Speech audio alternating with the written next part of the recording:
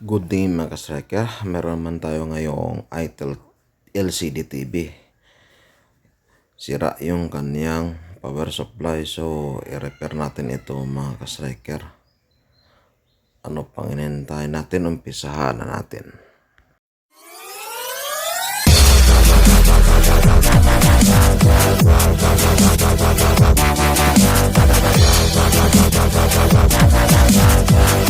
Naman tayo mga striker, mayroon tayo na itong TV na ITEL.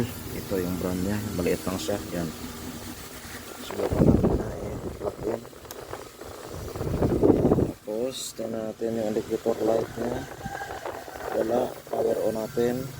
Ito yung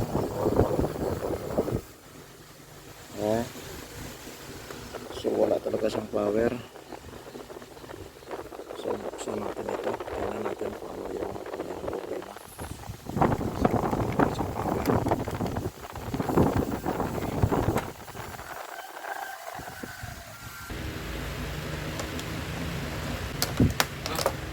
Yala to, hindi ka? Bigyan mo ka na? Bakit? Hindi ko lang makain.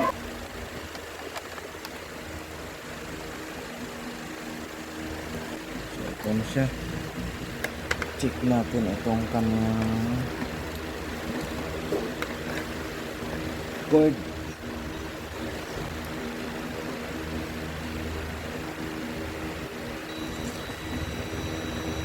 Yan.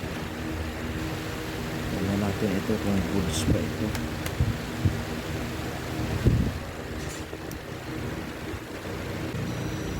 Goods naman. Wala. Bakit ang tanong wala siyang power? Okay naman yung cords niya, itong fuse niya. Ito naman, ianong muna natin itong kanyang capacitor. Discharge muna natin. Ito pala ang dahilan mga striker, bakit siya so sunog yung niya. Tayo magawa ito, masyadong maliliit.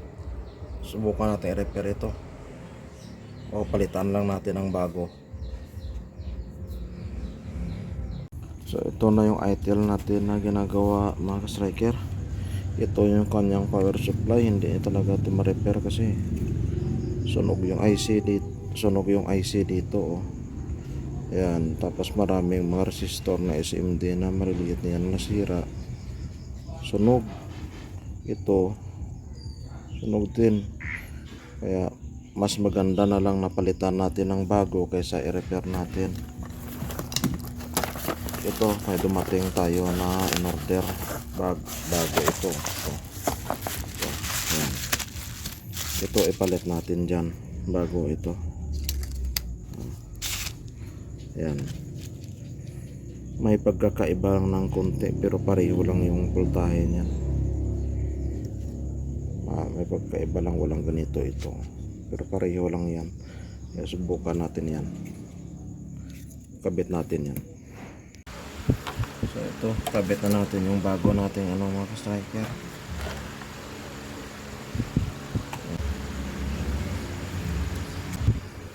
Tapos ito, dahil wala siyang dala mga striker na jumper, kunin natin yung dito.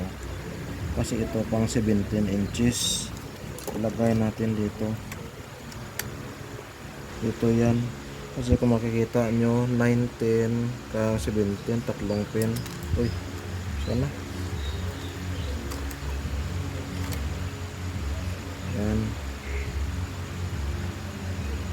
Kaya gagawin natin dyan, dito natin ilagay ito sa 17.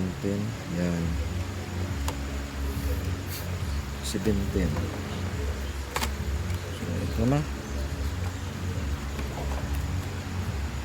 Ito ko pala, may isa pa.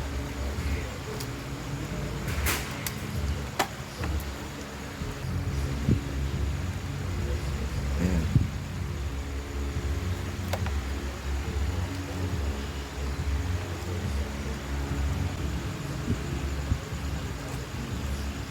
Yung kamok.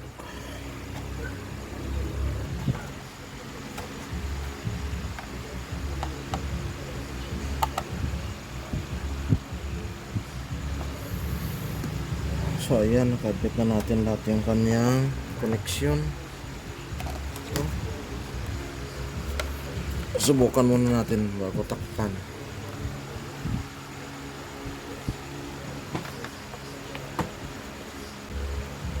So goods na mga ka-striker. Ito may ano na siya, may standby light na siya. Subukan natin kung may raster. Power on natin sa ano yung kanito button. Power ito. So ayan, success mga ka-striker.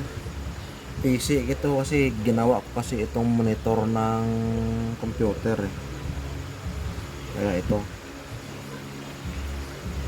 So takpan muna natin, tapos testing natin ulit mamaya. Power off natin. So ito na mga ka-striker, balik na natin yung kanyang cover. Screwhan na lang natin ito.